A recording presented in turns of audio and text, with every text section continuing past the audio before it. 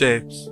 Everything you've ever seen, and will ever see, is shapes. This is a concept I considered trivial, until it became the backbone of an existential crisis. Everything in the physical universe is made of shapes, big or small, simple or complex, and often in a multitude of colors, yet still, shapes. And even concepts, ideas, and meanings that would normally be exempt from this assessment are often described or represented through the use of shapes.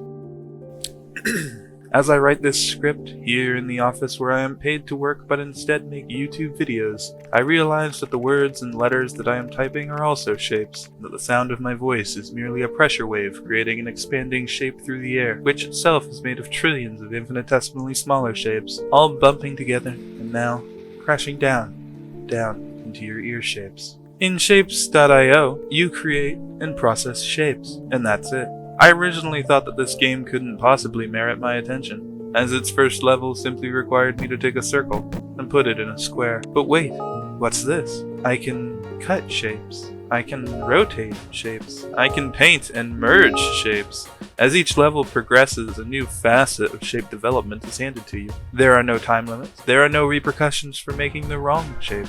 These anomalies are simply consumed by the hub and become one with the ether from whence they came. Shapes from previous levels are still useful, as they contribute to the enhancement of various aspects of the machinery. While these tools are, of course, the keys to completing each level, they also become the most serious obstacles to overcome. Awkward shapes and unequal processing speeds create gaps in production that, to the inexperienced, may seem a minor nuisance, but to me they cause great pain. A full belt is a happy belt, and an unused space is a fucking problem. In a sense, this means the game actually becomes easier as you progress. More functional options become available, and processes that used to be cringe-inducingly complex are now beautifully simple. Often the functionality of these enhancements are accentuated by the level you had to complete to unlock it. After being asked for a shape like this, and designing a machine to cut apart a circle, rearrange the quarters, then paint them and remerge them, you are handed a machine that can simply paint each quarter a different color. In any other game, this system would be maddening, as you constantly have to destroy your newly obsolete system after its first job was done. But in Shapes.io, this isn't an issue, as tearing down and rebuilding doesn't cost you anything, and eventually you unlock the ability to copy and paste your designs. In a shocking twist, however, this function actually has a price. Shapes, of course. For whatever reason, this blue and white Google Maps pin is the currency of this world. Creating a strong system for generating these is highly recommended. As each level passes and you create shape after shape, your world begins to fill with belts, machines, and processors. An infinite wasteland of progressively more lopsided and jumbled shapes spreads out before you, requiring even more processing to become the lovely, completed work you wish to build. Despite having an unending surplus of space to build in, I found myself suffering from an urge to squeeze my machines into the smallest possible footprint. Machines that I had built in previous levels were now positively gargantuan in relation to their meager output of squares. Delete. Currently, Shapes.io consists of 26 predetermined levels. From there, the game generates random shapes to challenge you. You have unlocked every tool and every upgrade. Now you can flex your creative muscles. Here's a machine that builds a complex design in only a 2-block wide space. Here's a machine that can create floating layers. Here's a machine that extracts 3 different shapes in 2 different colors, mixes the colors and paints each shape differently, rearranges the pieces and combines them. And if you zoom out, it's a penis! In the final stages of progression, you unlock a new layer, the wires layer. Now you can use signals and logic to control your machines, making them smarter and more dynamic. Now the many become the few, as your machines can now produce multiple shapes in accordance with your needs. Complexity layers complexity, and you begin to see the final peak, the apotheosis of 2-dimensional shape production. The MAM.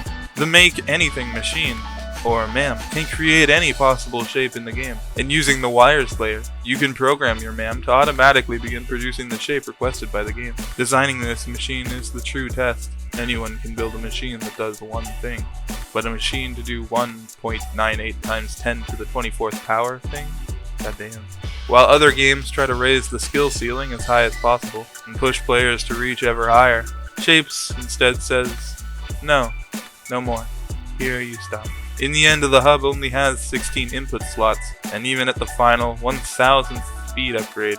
Your conveyor belts can only pump out 24 items per second, making 384 the maximum input speed. Once you've made a machine that automatically makes whatever is asked for it by the game, and got it running at that speed, there's no more progression to be made. You win. The game continues, but you are done. In a sense, I made machine after machine, shape after shape, became the machine, and finally, I created myself.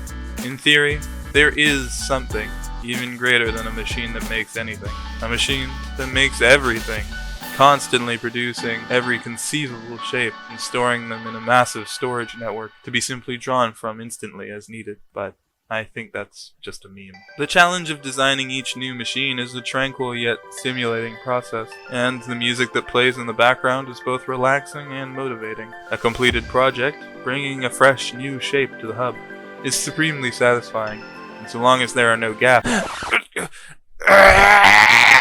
As long as there are no gaps, the constant flow can become almost hypnotic. While you may think that all of these pieces combine to make a great puzzle game, they also seem to create a space-time anomaly capable of distorting our flow through the fourth dimension beyond all recognition. While downloaded only 3 weeks ago, I have already spent over 200 hours playing this game. Your progress through each level is limited only by how many times you want to replicate your machines and optimize your systems. There are never any serious hurdles to separate each hour of gameplay, and as such I've found myself on the weekend sitting down to play at 10 in the morning, and the next time I look away from my monitor, it's Thursday. I've lost track of time playing games before, but with no checkpoints, stopgaps, or setbacks to halt my progress. The weaving of each new spiderweb of machinery seems to halt all bodily functions, as well as the perceived cycle of night and day. If the pressures of my life and responsibilities were even marginally less intrusive, I feel certain I could play this game without blinking until the sun goes into supernova. Thank you for watching. If there are any other games you would like to see me review, please let me know in the comments shape down below. For now, this has been a very relaxed game time with Dexis. Goodbye.